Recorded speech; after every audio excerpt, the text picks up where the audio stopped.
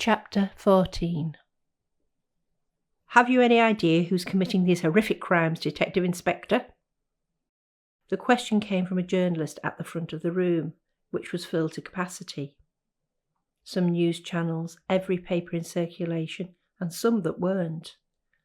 All you needed was a press card to gain entrance, and there seemed to be an abundance of those this morning. We're following up some significant leads, said Wen, and we are appealing to the public for help in this case. If anyone thinks that either of the victims are known to them, or if they saw anything that might be of interest to us, we ask you to please call us on this number. Wen turned and pointed to the phone number emblazoned above them. All calls will be treated in the strictest confidence, of course. So you haven't got a clue who the killer is then? This came from a disembodied voice at the back. The Chief Inspector leaned forward. As D.I. Price has said, we're following various leads and also waiting on forensic results to enable us to narrow our search. Their united front should discourage the baying press hounds who wanted to tear this meeting into bits. Are you looking at any persons of interest at the moment? This came from a female reporter, Jan Redford. Wen had crossed swords with Jan in the past. She'd tried to undermine their work at every opportunity. No, Miss Redford, at this moment in time we are not looking at any particular individuals. Should the general public be concerned? After all, we have a potential Jack the Ripper on the loose. No, they should go about their normal activities. I would advise people not to go into dark, lonely areas on their own, but then that's never advisable. And please, Jan, do not use such inflammatory titles for these cases. Why not, Detective Inspector? Jan asked, smiling. Because you don't know what you're talking about, that's why, Wen snapped. Thank you, that will be all for now, said Charles Manning. He and Wen got up to leave, questions still being hurled at them from every part of the room. God, that was awful. Wen felt herself shaking as they walked away from the meeting room and back to the guts of the police station. You did well. They're like vultures circling a dead animal. It doesn't matter who gets hurt, as long as they get their story. Yes, but we need them on our side. I know asking the public for help means a ton more work for us, but there just might be someone out there who knows one of the victims. They've got to have mothers, fathers, family, people that love them, miss them, haven't they? You would hope so, the Chief Inspector replied. Our problem is if they are immigrants, especially if they're here illegally. With that thought pinging around her head, Wen decided to get some fresh air before the next attack on her overloaded brain. Nice to meet you, Detective Sergeant. Jeff Morgan took Cassie's hand and gave it a warm, gentle shake, while at the same time unleashing his full-on sexy smile. At least that's how he perceived their introduction. Cassie smiled back. Pleased to meet you, Dr. Morgan. I've heard a lot about you. There was a sentence that held many meanings. All good, I hope. Of course. I studied one of your modules when I did my degree. The Autistic Mind, Responsible or Not. It was very interesting.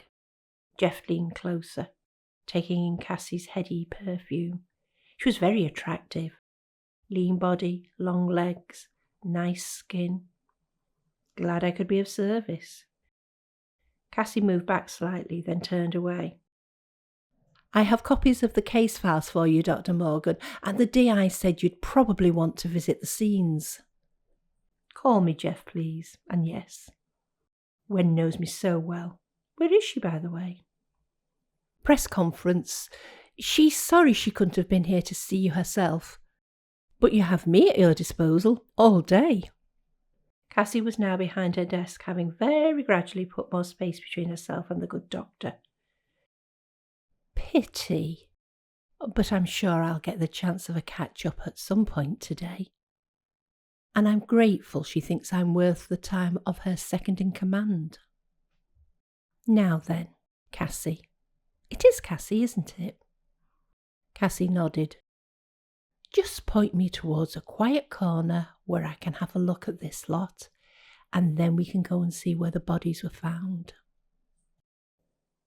Cassie showed Jeff to an interview room and, after providing him with coffee, left him to it. When she'd been asked by Wen to work with Jeff, Cassie had jumped at the chance to spend the day with the renowned Dr. Morgan, criminal psychologist and profiler. Now she had met him, Cassie wasn't sure whether she'd been handed a poisoned chalice. Becky felt she was on a hamster wheel, asking the same questions and getting the same answers, but that's what 90% of police work was about. Going over and over the same information with different people, trying to engage with them, encouraging them to think, making the questions seem important, making them feel important, hoping for just a spark of something that might bring them closer to the truth. Richard had taken one side of the high street in Stockton Heath, and she had taken the other side, agreeing to meet at 24/7 when they had finished. One more business to go, and then that much-needed drink was hers. Becky was becoming quite a regular client at that coffee emporium, but it had quiet nooks where she and Richard could go over their notes without being heard, and the coffee was good. The next business was an estate agent, and Becky found herself gazing into the window for any flats that might take her fancy. And there it was, just come onto the market according to the information in the window, on the edge of the village, in a converted brewery building offering luxury accommodation with easy access to all motorway routes, etc., etc. It's lovely, isn't it? Becky jumped. She'd been so enthralled by the idea of that property that she hadn't heard anyone come up behind her. She turned to see a well-dressed man, probably in his early 40s, smiling at her. Sorry? She swallowed hard, her heart thumping in her chest. Oh, I'm so sorry. The man stepped back. I startled you. You did a bit, Becky said as she started to regain her pose.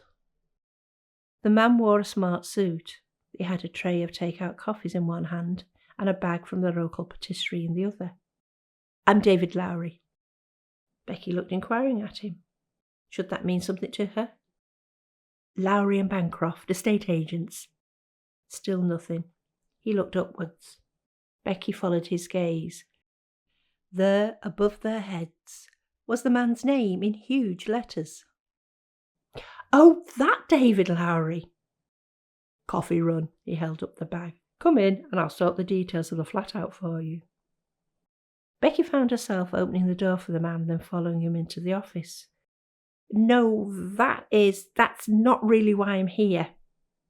Then quietly to herself, might as well have a look. Coffee up, girls. David Lowry put his purchase down on the nearest table, to much positive comment. I'll just get you the details of that flat, little beauty. Won't be on the market long. Would you like me to arrange a viewing? I'm not actually here about property, Mr. Lowry, though I do need to start looking soon. She produced her warrant card. DC Wainwright, Cheshire Serious Crime Squad. Right, sorry, I thought... He looked at the brochure in his hand. Becky noticed that the chatter in the room had evaporated, and silence floated round them like an unwelcome ghost. Have you seen this woman before? She produced the photo. David Lowry took the photo from her and gave it all his attention. I don't think so, though she does look familiar. But then we see so many people in here. He passed it to his colleagues. Have any of you seen this lady? The women passed it around, all shaking their heads, and Becky took the time to study the estate agent more carefully. I've seen you before somewhere. Well, my face is in the local paper every week, so maybe. No, I know where. 24/7. You're one of the crime writers. Yes, that's right, and you were having a coffee. Yes, I remember now. It was another blank. No one at the estate agent had seen the woman, but they were quite happy to put her photo in the window, as were all the other shops and businesses Becky had called on. Well, thank you for that. Becky made some notes in her pocketbook and turned to leave. You're forgetting something. David Lowry handed her the details on the flat. You said you needed to start looking. Yes, but just read the information pack. Then give me a call if you want to view it. No harm in having a peek. Becky smiled. You're good at your job, Mr. Lowry.